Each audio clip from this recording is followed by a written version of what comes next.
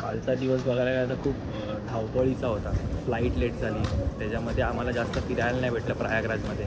तरी पण आम्हाला एक काका भेटले. ते म्हणाले मी तुम्हाला दर्शन करून देतो 9:30पर्यंत जेवढे होत आहेत तेवढे. आणि चांगल्या प्रकारे आमचे त्यांनी 6-7 मंदिरं करून दिली. तर आता आम्ही चाललो आहोत राम मंदिरच्या दर्शनासाठी. समोरच आहे राम मंदिर. फर्स्ट टाईम अयोध्यामध्ये आलो तर पहिल्याच दर्शन आम्ही बोललो की राम मंदिराचं घेऊया. सकाळी उतरलो आम्ही 9:30 अँड देन हॉटेलला चेक इन केलं, ब्रेकफास्ट केला, अंघोळ वगैरे करून इकडे दर्शनासाठी निघालो. जस्ट आमचं अयोध्या राम मंदिरचं दर्शन कंप्लीट झालं. आम्हाला दर्शनाला फक्त 20 मिनटं लागली. म्हणजे लॉकर रूममध्ये आम्ही मोबाईल्स वगैरे दिले अँड देन 20 मिनटं दर्शनाला अँड देन अगेन लॉकर रूममध्ये मोबाईल घ्यायला आलो. इकडे एक चांगलं हे आहे की तुम्ही ज्या साईडने लॉकर रूममध्ये मोबाईल वगैरे सबमिट करताय तर मग त्याच्या अपोजिट साईडला डायरेक्टली तुम्हाला मोबाईल घ्यायचा आहे. म्हणजे हे चांगलं आहे की जिकडून देत आहे तिकडून घ्यायचं असं नाही आहे. त्यामुळे गर्दीचं त्यांनी प्रॉपरली मेंटेन केलं आहे. भारी वाटलं मूर्ती बघून.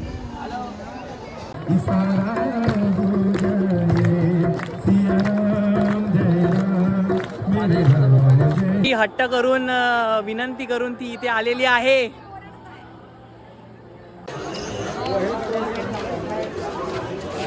आमचं शरयू नदीचं जे आरती आहे ती कंप्लीट झाली. आता आम्ही तिथून निघालेलो आहोत.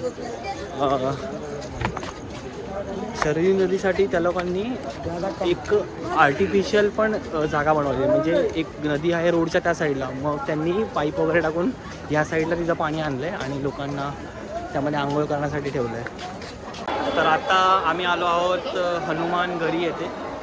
हे खूप जुनं मंदिर आहे अयोध्यामधलं हनुमानाचं. आम्ही दुपारी पण आलो होतो, पण माझा भाऊ आहे, त्याचा स्टुडंट आहे इकडे. तो म्हणाला की तुम्ही संध्याकाळी या दर्शन केला. आणि खरंच संध्याकाळी अक्षरशः लाईन नाहीच आहे. थकलो आम्ही, अक्षरशः थकलो. फोटो काढून काढून थकलोय आम्ही. 100 फोटो काढले, 100. जर हिने एक पण फोटो पोस्ट नाही केला तर मग भाई मग हिच्या इंस्टाग्रामवर हिच्या पोस्ट लावून बोलेल, दीदी आप कैसे दिख रहे हो.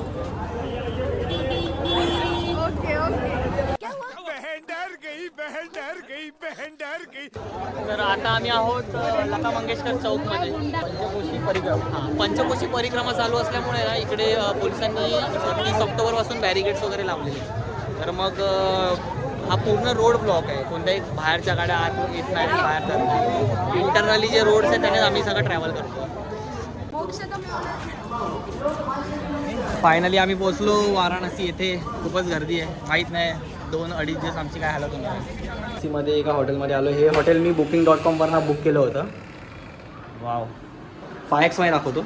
ही टोटल हॉटेलची रूम आहे. सो आरामात इथे 3 जण झोपू शकतात बेडवर आणि 1 जण मॅट्रेसेस टाकून खाली झोपू शकतो.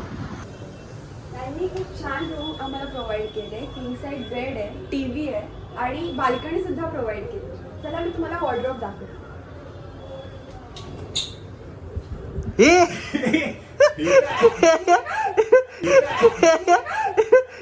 चले एक काम कर, 200 रुपया दे और 50 रुपया काट ओवर एक्टिंग के वजह. आम्ही दर्शन सुरू केलं आहे काळभैरव मंदिराचं आणि आमच्यासोबत एक लहान बाळ आलेलं. आम्हाला माहीत नव्हतं ते लहान बाळ कोण आहे. हे बघा ते लहान बाळ. सॉरी हां, हे पण आहे ना. आणि ह्या मोठ्या बाळाने आमच्याकडनं आतापर्यंत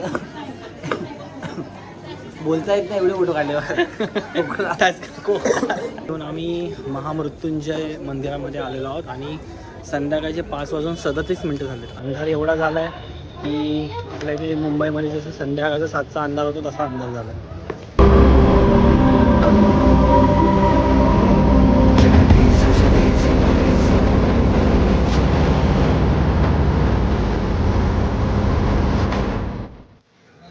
रात्री रात्रीचे 12 वाजले.